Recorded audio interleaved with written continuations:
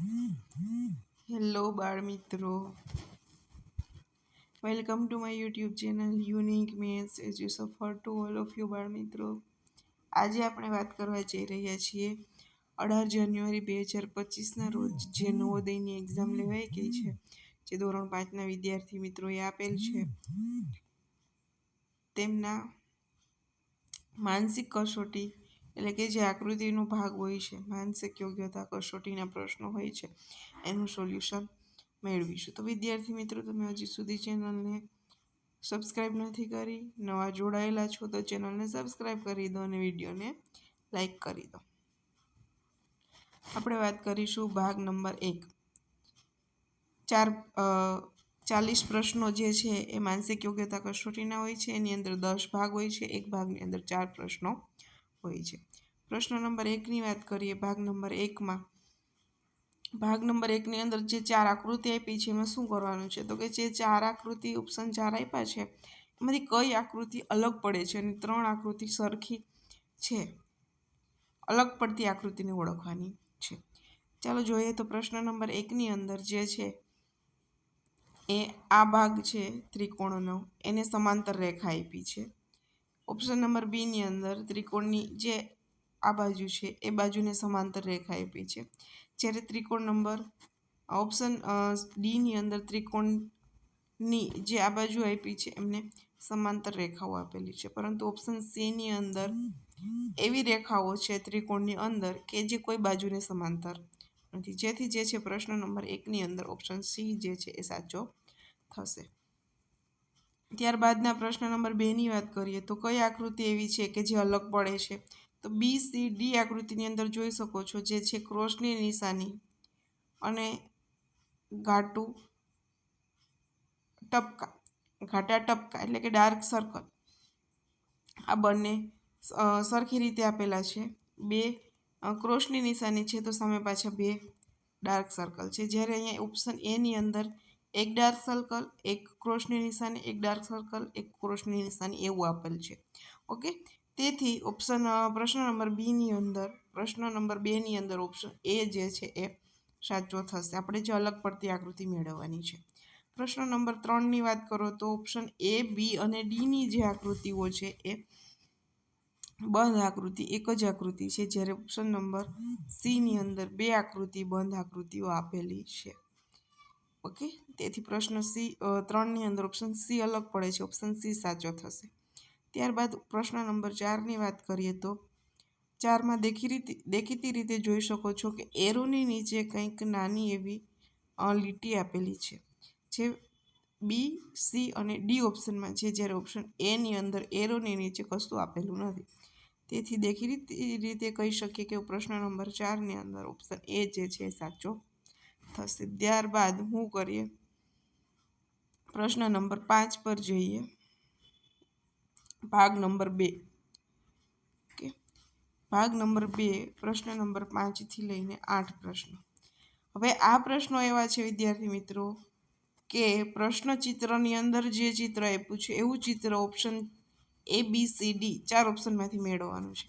જો વિદ્યાર્થી મિત્રો આ 4 પ્રશ્નો સાચા પડવા જ જોઈએ. એકદમ ઇઝીમાં ઇઝી પાર્ટ હોય આકૃતિમાં જે ભાગ હોય તો એ ભાગ નંબર 2 છે કે જે સરખી આકૃતિ મેળવવાનું છે. આવું બાળ મિત્રો તમે બાલવાટિકાથી 2 ધોરણની અંદર 2 ચિત્રો આપ્યા હોય એમાં તફાવત મેળવવાનો છે.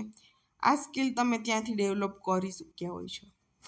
બરાબર છે, એટલે આ તો આવડવું જ જોઈએ અને એકદમ ઇઝી પાર્ટ કહી શકાય માનસિક યોગ્યતા કસોટીની અંદરથી. તો અહીંયા તો આપણે પેપર સોલ્વ કરીએ છીએ તો ડાયરેક્ટ કહીશું કે પ્રશ્ન નંબર 5ની અંદર ઓપ્શન બી જે છે એ પ્રશ્નચિત્રની અંદર જે ચિત્ર આપ્યું છે એના જેવો જ સેમ ટુ સેમ છે. પ્રશ્ન નંબર 6ની અંદર ઓપ્શન નંબર ડી જે છે એ સેમ ટુ સેમ પ્રશ્નચિત્ર જેવું છે. પ્રશ્ન નંબર 7ની અંદર જોઈએ તો પ્રશ્ન નંબર 7ની અંદર ઓપ્શન નંબર બી જે છે એ પ્રશ્નચિત્ર જેવું સેમ ટુ સેમ છે. ત્યારબાદ પ્રશ્ન નંબર 8ની અંદર વાત કરીએ તો અહીંયા તમને ભૂલ થાય તો તમારી ઉતાવળની ભૂલ થાય અથવા તો તમે થોડાક એક્સાઇટેડ થઈ જાઓ એની ભૂલ થાય, બાકી આની અંદર તો સેમ ટુ સેમ જ પ્રશ્ન મેળવવાનો છે, એટલે તમારી સમજણની ભૂલ તો ના જ થવી જોઈએ. તો પ્રશ્ન નંબર 8ની અંદર ઓપ્શન બી જે છે એ સાચો થશે. ત્યારબાદ ભાગ નંબર 3 પ્રશ્ન નંબર 9થી 12ની વાત કરીએ તો ની અંદર એક ચિત્ર સરસ મજાનું છે, એને 4 ભાગમાં વહેંચી દીધેલ છે. 3 ભાગ આપેલા છે, ચોથો ભાગ જે છે એ ખોવાઈ ગયો છે. એની અંદર 4 ઓપ્શનમાં મૂકી દીધા છે, એમાંથી ઉપાડી અને જો ચિત્રમાં મૂકશો તો સરસ મજાની આકૃતિ બની છે. એવું કયું ખોવાયેલો ભાગ છે ગોતવાનો છે. ચાલો આપણે તો પેપર સોલ્વ કરીએ છીએ. સો ડાયરેક્ટ કહીશું કે પ્રશ્ન નંબર 9ની અંદર ઓપ્શન સીને જો જે જગ્યા ખૂટતી જગ્યા છે ત્યાં મૂકશો તો સરસ મજાનું ચિત્ર બની જશે.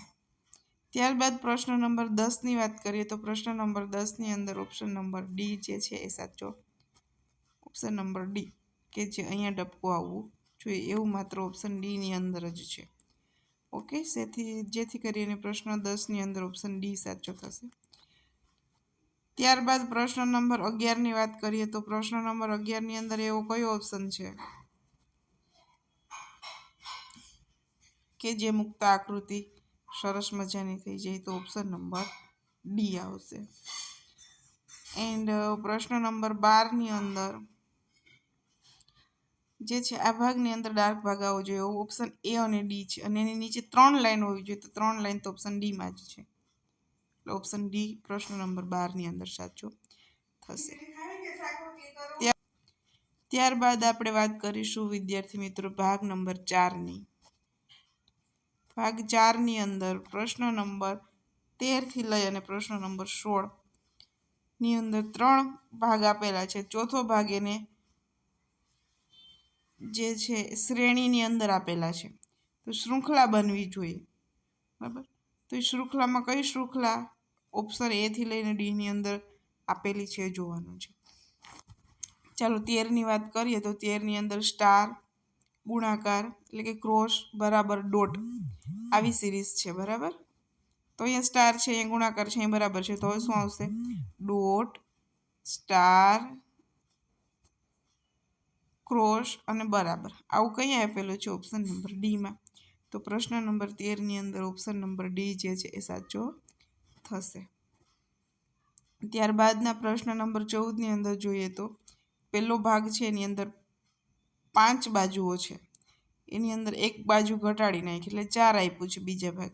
તો અહીં આપણે ત્રીજાની અંદર 3 છે, તો હવે 2 બાજુવાળું તો ખાલી એક જ છે ઓપ્શન બી, એક બાજુ ઘટાડતી જવાની છે. ઓકે, તો જે છે ઓપ્શન બી સાચો થશે.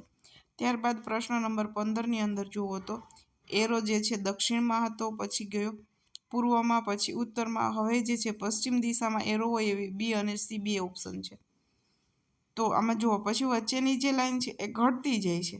અહીંયા 3 લાઈન વચ્ચે હતી, અહીંયા 2 છે, અહીંયા 1 છે, તો એક પણ લાઈન નહીં આવે અને પશ્ચિમ દિશાની અંદર એરો હોય એવું એક જ માત્ર છે ઓપ્શન સી, જેથી પ્રશ્ન નંબર 15ની અંદર ઓપ્શન સી જે છે એ સાચો થશે. ત્યારબાદ પ્રશ્ન નંબર 16ની અંદર જુઓ તો સરવાળો, પછી વર્તુળ, ભાગાકાર અને બાદબાકી. તો સરવાળો જે છે અહીંથી અહીંયા જાય છે, પછી અહીંયા જાય છે, અને પછી અહીંયા જાય છે, એવું માત્ર ને માત્ર ઓપ્શન સીની અંદર જ છે. સરવાળો, સર્કલ, ભાગાકાર અને બાદબાકી. સો પ્રશ્ન નંબર 16ની અંદર ઓપ્શન નંબર સી જે છે એ સાચો છે. ત્યારબાદ આપણે વાત કરીશું છેલ્લો ભાગ, છેલ્લો ના કહેતા વચ્ચેનો, એટલે કે આપણે આજે વિડીયોની અંદર આ વિડીયોની અંદર 1 થી 20 પ્રશ્નો ભાગ 5 જ સોલ્વ કરીશું. ત્યારબાદના વિડીયોની અંદર બાકીના જે ભાગ છે એ સોલ્વ કરીશું, બરાબર છે. તો ભાગ નંબર 5ની અંદર વાત કરીશું પ્રશ્ન નંબર 17થી લઈ અને પ્રશ્ન નંબર 20 સુધીના સોલ્યુશન મેળવીશું. આમની અંદર જે છે પહેલો અને બીજી આકૃતિની અંદર કંઈક નિશ્ચિત સંબંધ દર્શાવે છે એવો સંબંધ આપણે ત્રીજી અને ચોથી આકૃતિમાં મેળવવાનો છે. ત્રીજી આપી છે, ચોથી મેળવી અને એનો સેટ મેળવવાનો છે, બરાબર છે. તો અહીંયા જોઈ શકાય છે કે એરાની જે વાત છે, અહીંયા ડાર્ક સર્કલ હતું, તો અહીંયા સર્કલ જ ખાલી આપ્યું છે, ઘાટું સર્કલ નથી. ઓકે, તો ત્રીજી આકૃતિમાં ઘાટું સર્કલ છે, તો ચોથી આકૃતિમાં માત્ર સર્કલ આવશે એવું ખાલી ઓપ્શન બી જ છે. અને દેખીતી રીતે જોઈ શકો છો કે એરો જે છે એ પશ્ચિમમાં હતો દક્ષિણમાં થઈ ગયો, પૂર્વમાં હોય તો ઉત્તરમાં થઈ જશે, એટલે ઓપ્શન બી સાચો થશે. ત્યારબાદના પ્રશ્ન નંબર 18ની વાત કરીએ તો જે ક્રમની અંદર આકૃતિ આપી છે એવી જે છે એને અંદરથી લઈને બહાર સુધી મેળવવાની છે. ત્રિકોણ, વર્તુળ, ચોરસ. તો ત્રિકોણ આકૃતિ અંદર જશે, બહાર વર્તુળ આવશે, બહાર ચોરસ આવશે. તો અહીંયા શું થશે? અંદર ચોરસ, ત્રિકોણ અને વર્તુળ, ચોરસ, ત્રિકોણ અને વર્તુળ, એવું તો ઓપ્શન નંબર બી જ છે કે ચોરસ, ત્રિકોણ અને વર્તુળ હોઈ શકે લાઈનની અંદર. ત્યારબાદ પ્રશ્ન નંબર 18ની જોઈએ તો જે છે આકૃતિને 90 ડિગ્રી બદલી નાખી છે, બરાબર છે. તો આ ડિગ્રી જે છે ત્રીજી આકૃતિને 90 ડિગ્રી ફેરવવામાં આવશે તો કેવી આકૃતિ બનશે? ઓપ્શન સી જેવી. ત્યારબાદ પ્રશ્ન નંબર 20ની વાત કરીએ તો પ્રથમ અને દ્વિતીય આકૃતિ છે એને મિરર ઇમેજ જેવું કરી નાખ્યું છે. મિરર ઇમેજ જોશો તો જે છે આ ભાગ અહીંયા આવી જશે, આ ભાગ અહીંયા આવી જશે, આવી રીતે. તો જે છે આ ચોરસ આ બાજુ અને આ ચોરસ આ બાજુ, એવું તો માત્ર ઓપ્શન સીમાં જ જોવા મળશે, બરાબર છે. અહીંયા જે છે એ અને ડીની અંદર બાજુમાં થઈ જાય છે, પણ બાજુમાં નથી, અલ્ટરનેટ ચોરસ છે.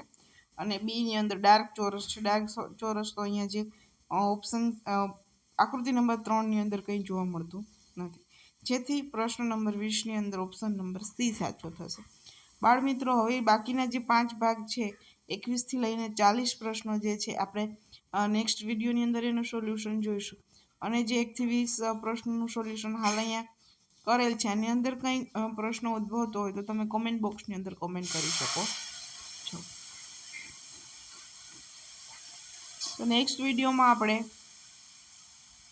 ભાગ 6થી લઈ અને 10 સુધી પ્રશ્નો 21થી 40ની અંદર સોલ્યુશન કરીશું. ત્યારે મળશું.